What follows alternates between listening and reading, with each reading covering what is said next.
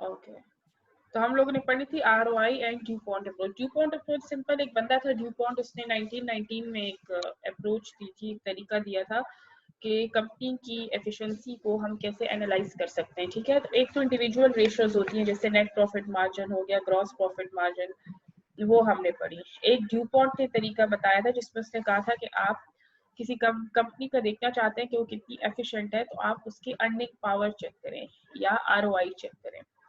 ठीक है, ROI के लिए क्या फॉर्मूला है, सिंपल, जो आपने नेट प्रॉफिट मार्जिन अलग से कैलकुलेट किया था और टोटल एसेट टर्नओवर अलग से कैलकुलेट किया था, इन दोनों को आप इसे मल्टीप्लाई कर लें तो ROI आ जाएगा। ROI मतलब रिटर्न ऑन इन्वेस्टमेंट। आप जितनी इन्वेस्टमेंट कर रहे हैं अपने टोटल एसेट में, उस इन्वेस्टमेंट के बदले में आपका नेट प्रॉफिट मार्जिन कितना इंक्रीज हो रहा है। So for every $1 invested in total asset, how much are you earning, how many dollars or cents are you earning in your net profit margin। ठीक है, तो सिंपल आपको ROI ये बताता है। तो अभी आपको कहते हैं कि ऐसा भी हो सकता है कि जो कंपनीज जिनकी नेट प्रॉफिट मार्जिन डिफरेंट है, टोटल एसेट टर्नओवर डिफरेंट है, लेकिन उनका ROI सेम आए।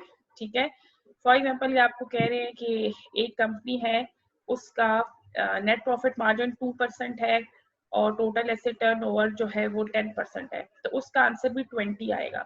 दूसरी तरफ एक और कंपनी है जिसका नेट प्रॉफिट मार्जिन 20% है और एसेट टर्नओवर 1 है, उसका आंसर भी 20 आएगा।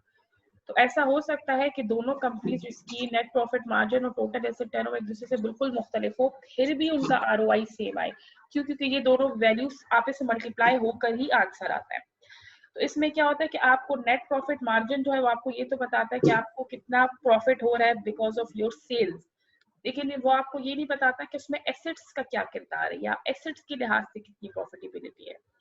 इसी तरह से आपको टोटल एसेट टर्नओवर ये तो बताता है कि आपको एसेट्स के ऊपर कितना फायदा हो रहा है या आप अपने एसेट्स के ऊपर कितना अर्न कर रहे हो, लेकिन वो आपको ये नहीं बताता कि सेल्स का उसमें क्या किरदार है या एसेट्स की वजह से सेल्स पे कितना फर्क पड़ा है।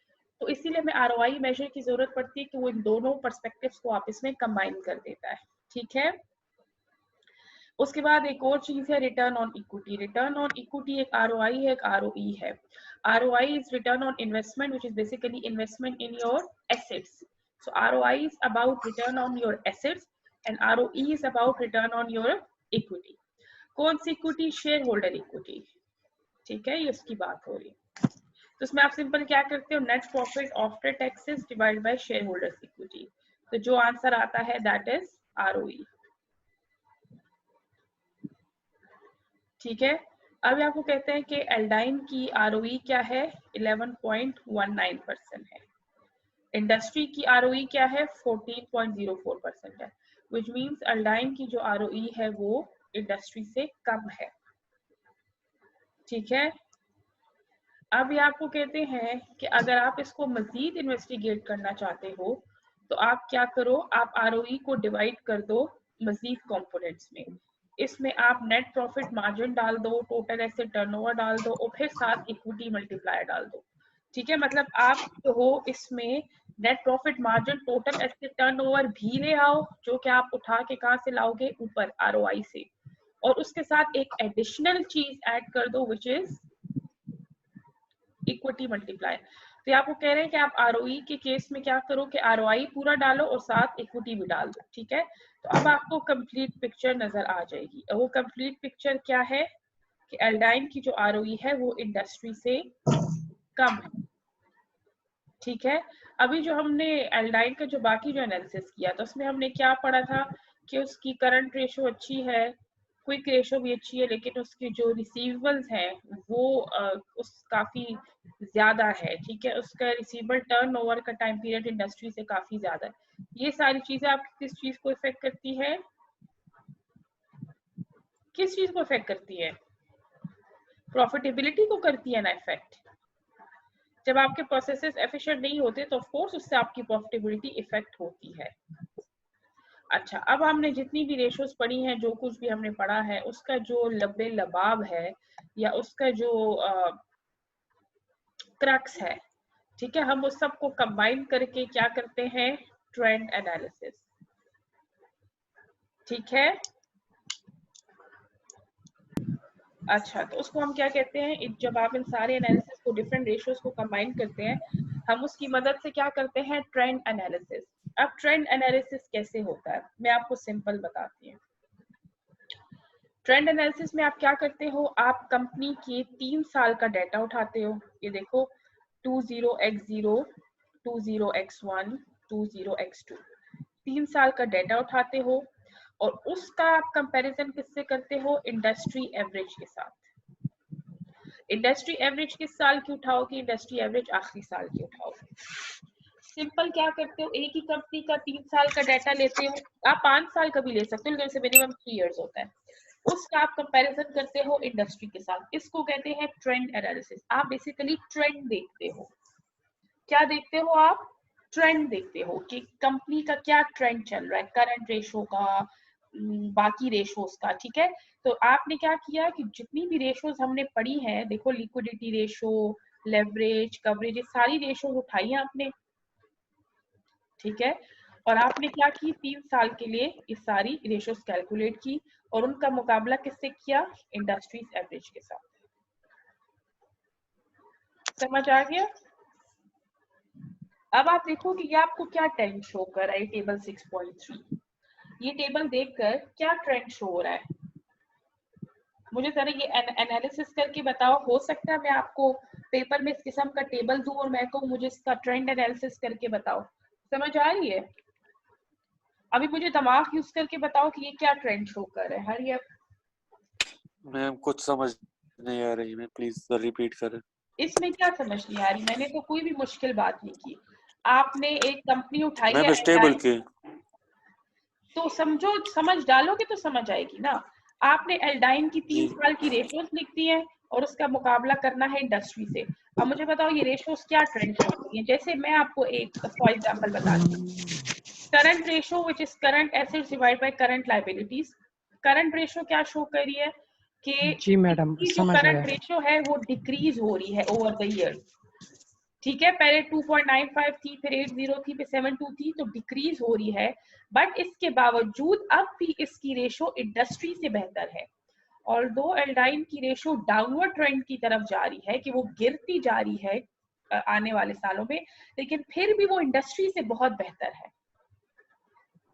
ठीक है। विच मीन्स इसकी जो अर्निंग या इसकी जो क्या कहते हैं करंट रेशो जो है, जो कि करंट एसेट्स और करंट लायबिलिटीज की रेशो है, वो आपको क्या बताती है कि कंपनी की लिक्विडिटी अब भी इंडस्ट्री की निस्बत बहुत अच्छी है।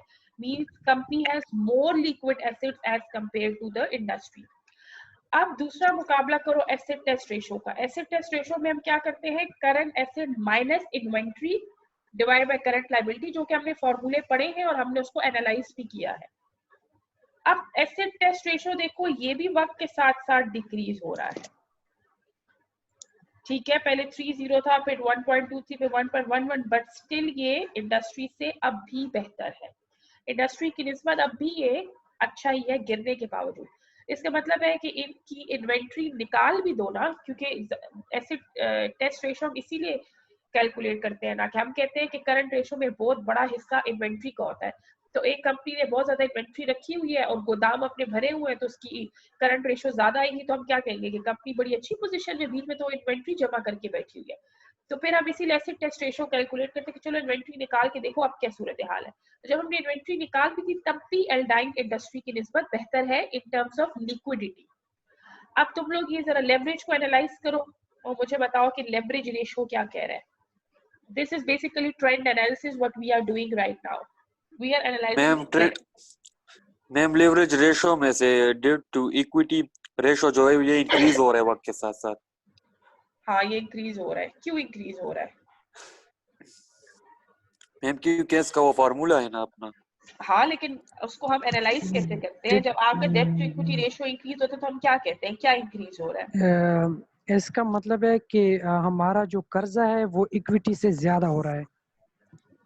हाँ, देखो इसमें हम हमने ऐसे जो कहते हैं ना, डेब्ट टू इक्विटी रेशियो आपको बताता है कि how much dollars creditors are providing of financing, ठीक है। इन शॉर्ट हम कहते हैं अगर शेयर होल्डर्स $1 प्रोवाइड कर रहे हैं तो क्रेडिटर्स कितने उसके बदले में आपको पैसे प्रोवाइड करें।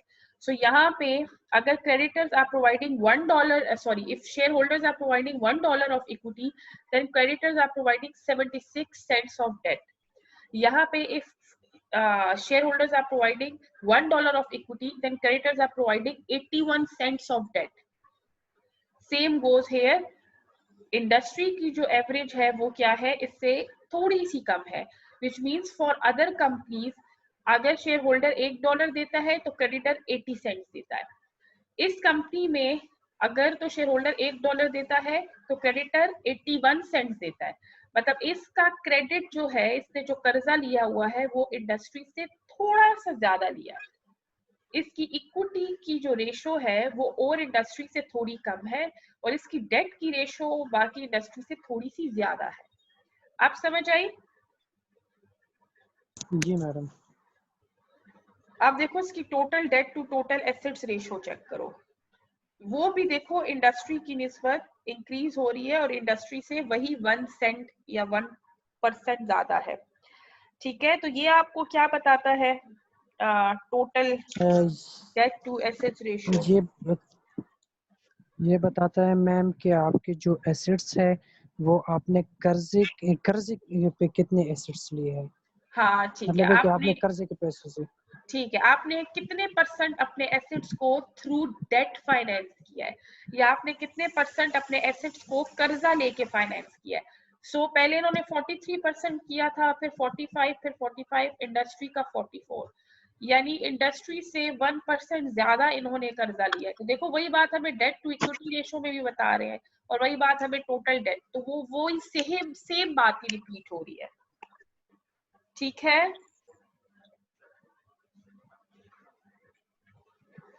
अब कवरेज रेशो का मुझे कौन बताएगा? जी मैडम, इंटरेस्ट कवरेज रेशो. हाँ, ये इसमें मुझे ये कौन होता बताएगा? है कि जी एक सेकंड मैडम, ठहरो, इसमें आप नहीं बताओ, मैं बताती हूँ, मुझे कौन बताएगा. जी एजाज आप बोलो.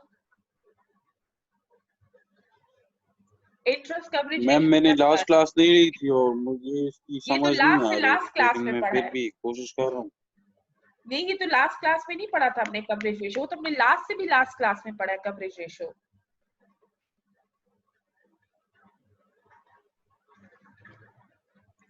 सही मैम. कौन बताएगा? हाँ, हमारा दानियाल, हरी आप जवाब दो, क्या बता रहा है हमें ये कवरेज रेशो?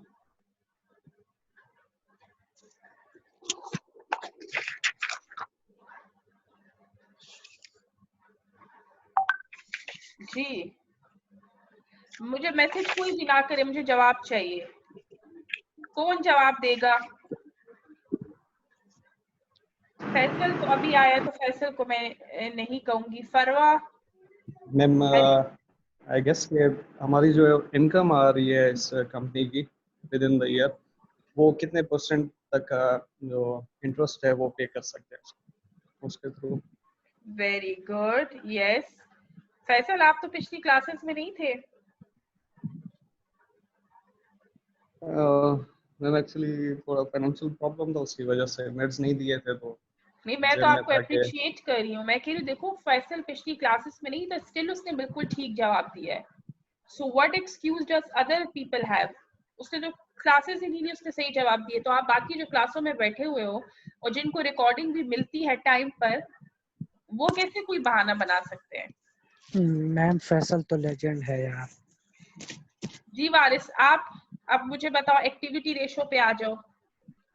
जी मैडम. एवरेज कलेक्शन पीरियड, ये तो मेरे ख्याल से सिंपल है. हाँ, जी क्या बता मैडम, रहा है?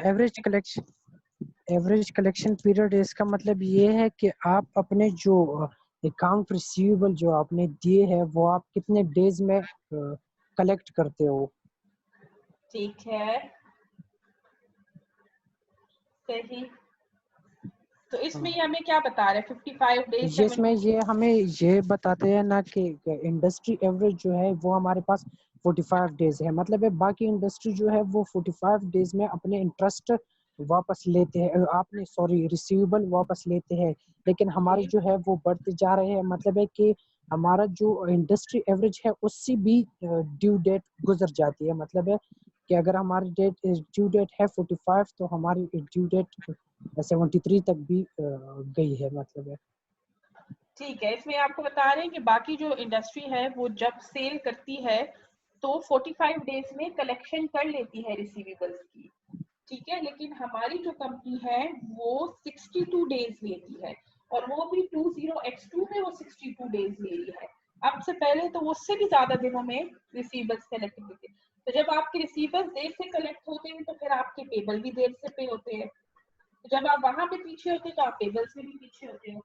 फिर क्या होता है, फिर आपका काउंटिंग साइकिल भी लंबा होता है, औरों की निस्बत क्यों लंबा होता है? भाई पैसे आएंगे तो फिर आप सप्लायर्स को दोगे, फिर आप नया माल उठाओगे, फिर और प्रोडक्शन होगी, तो आपके सारे फिर प्रोसेसेस डिले होते हैं। अब देखो इन्वेंट्री टर्नओवर, देखो इन्वेंट्री टर्नओवर भी कितना ज्यादा है। पहले 136 डेज था, फिर 180, फिर 181। इन्वेंट्री टर्नओवर आपको क्या बताता है कि कितने दिनों में आपकी पूरी इन्वेंट्री जो है वो बिक जाती है, ठीक है। मतलब आपको नई इन्वेंट्री डालनी होती है, आपकी पिछली सारी इन्वेंट्री सोल्ड आउट हो जाती है, तो वो 181 डेज में हो रहा है, और बाकी इंडस्ट्री में 111 डेज में हो रहा है। तो मतलब बाकी इंडस्ट्री जल्दी जल्दी अपना माल बेच रही है, आप ज्यादा दिन ले रहे हो, आपकी इन्वेंट्री ज्यादा दिन पड़ी रहती है, ठीक है। फिर देखो टोटल एसेट टर्नओवर, ये भी आपका इंडस्ट्री से कम है रेशो, ठीक है। समझ आ रही है ना?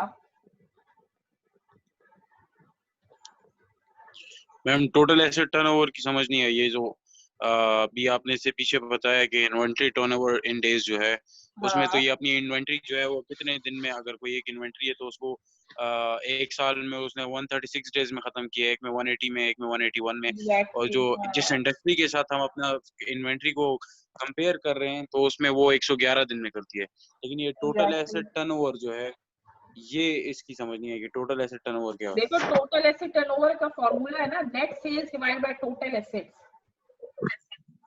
ठीक है। तो वो आपको क्या बताता है कि आप $1 इन्वेस्टमेंट इन टोटल एसेट्स के बदले कितनी सेल्स करते हो। यानी अगर आप $1 एसेट में इन्वेस्ट करते हो तो उसके ऊपर आपकी सेल्स कितने डॉलर्स की होती है, ये कितने सेंट्स की होती है। तो ये देखो 20x2 के लिए अगर ये $1 एसेट्स में इन्वेस्ट करता है तो उसपे $1.3 की सेल होती है, जबकि इंडस्ट्री में अगर $1 एसेट में इन्वेस्ट होता है तो उसके ऊपर $1.66 की सेल होती है। विच मीन्स जो इंडस्ट्री है वो अपने एसेट्स को ज्यादा एफिशिएंट तरीके से यूटिलाइज करी है, या वो अपने एसेट्स के ऊपर ज्यादा बेहतर रेशो के साथ अर्न करी है एज कम्पेयर टू एल्डाइन। यदि आप अपने एसेट्स में जितना इन्वेस्ट कर रहे हो उसके बदले आप कमा कितना रहे हो, ठीक है। तो उसमें भी इंडस्ट्री एवरेज ज्यादा है, which means that Aldine generates less revenue per dollar, ठीक है, as compared to the other industry। और हम इसमें कंपैरिजन किससे करें? इन्वेस्टमेंट इन एसेट से करें, कि अगर आप $1 एसेट में इन्वेस्ट करते हो आप उसके ऊपर कितने डॉलर की सेल करते हो। क्लियर हुआ? तो मैम अगर हम इसमें देखें तो अगर हम $1 इन्वेस्ट करते हैं तो जिस तरह 20 into 0 वाला है तो उसमें 1.25 है। तो ये $1 जो हमने इन्वेस्ट किया हुआ है, इसमें सिर्फ हम 0.25 जो है वो हमारे पास आ रहा है, या नहीं नहीं, $1 के एवज 1.25, 1.25? 1.25। अगर आप $1 इन्वेस्ट करें तो सही, आप $1.25 अर्न कर रहे हो।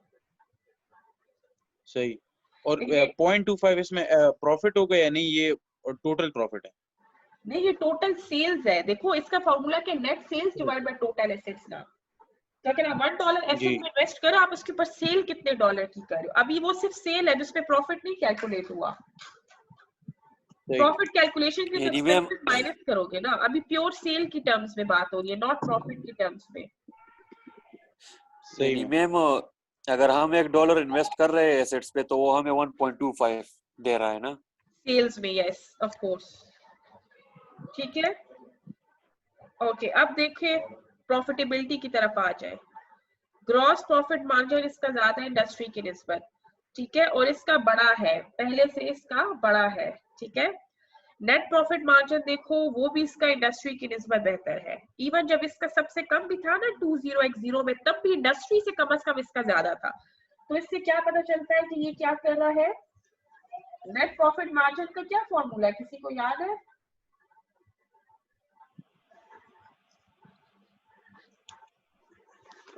Net profit after taxes divide by net sales and net profit margin. ठीक है, तो इससे क्या मतलब है कि ये अपनी $1 ऑफ सेल के ऊपर बेहतर प्रॉफिट कमा रहा है एज कंपेयर टू इंडस्ट्री। देखो इसका नेट प्रॉफिट मार्जिन जो है इंडस्ट्री का 4.70, इसका 5.04 है। और नेट प्रॉफिट मार्जिन का क्या फॉर्मूला है? Net profit after taxes divide by net sales.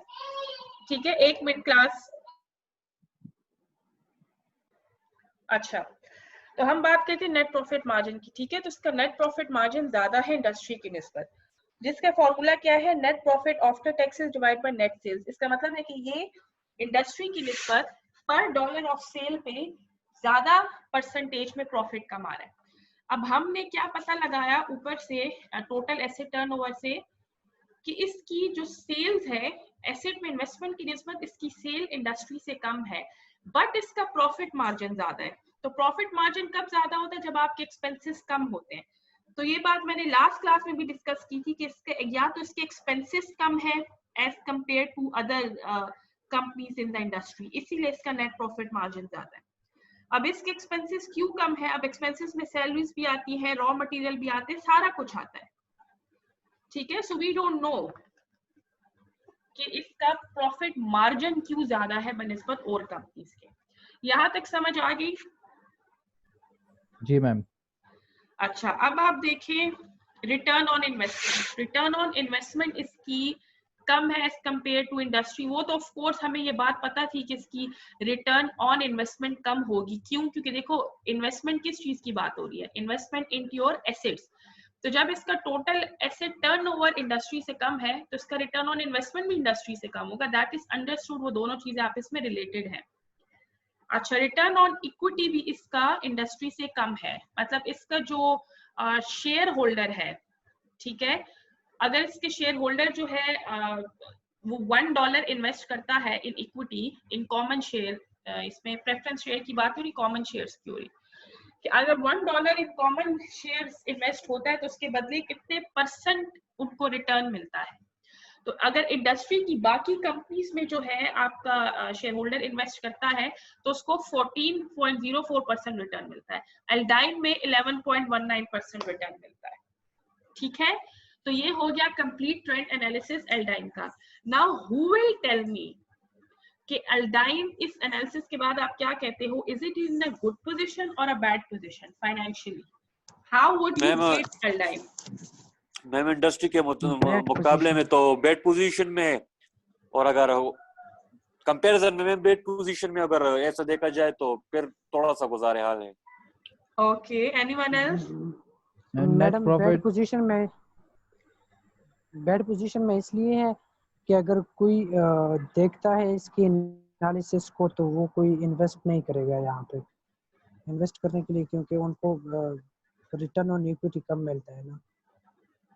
अच्छा, ठीक है मैम एक मिनट मैम, अगर एक अंदाज से देखा जाए ना प्रॉफिटेबिलिटी में ग्रॉस प्रॉफिट मार्जिन या नेट प्रॉफिट मार्जिन, तो वो मैम इसका इंडस्ट्री से जो है ना, यानी ये ग्रॉस प्रॉफिट मार्जिन ये मैम अच्छा है, तो इसके बिना पर हम इसमें इन्वेस्टमेंट कर सकते हैं।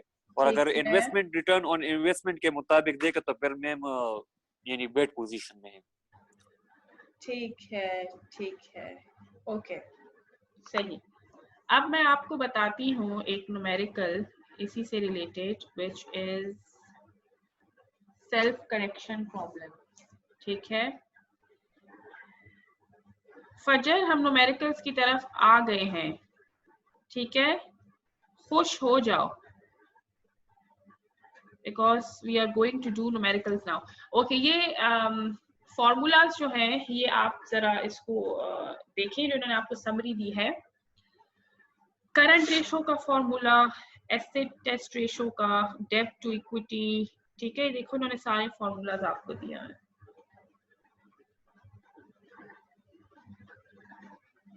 ठीक है, ये समरी सी आपको बना के दी है।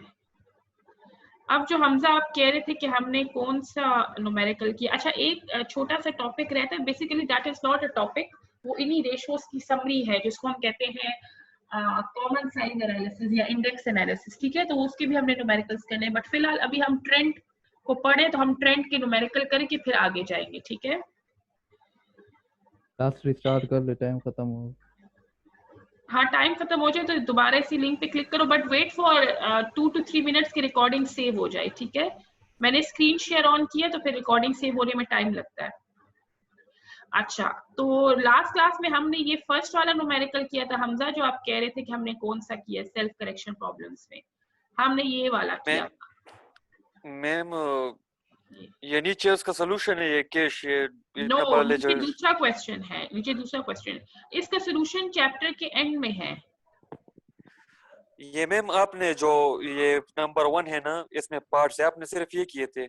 हाँ, हमने सिर्फ ये वाला किए थे, इसके पार्ट्स किए थे और हमने डिस्कस किया था कि आंसर क्या आता है और क्यों आता है, ठीक है? अच्छा अभी मैम, हम ये करेंगे, उसी तरह था कि वो जनरल आंसर होता है ना कि ये कौन सी एंट्री है।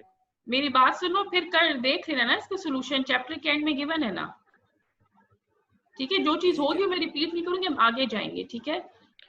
ठीक है।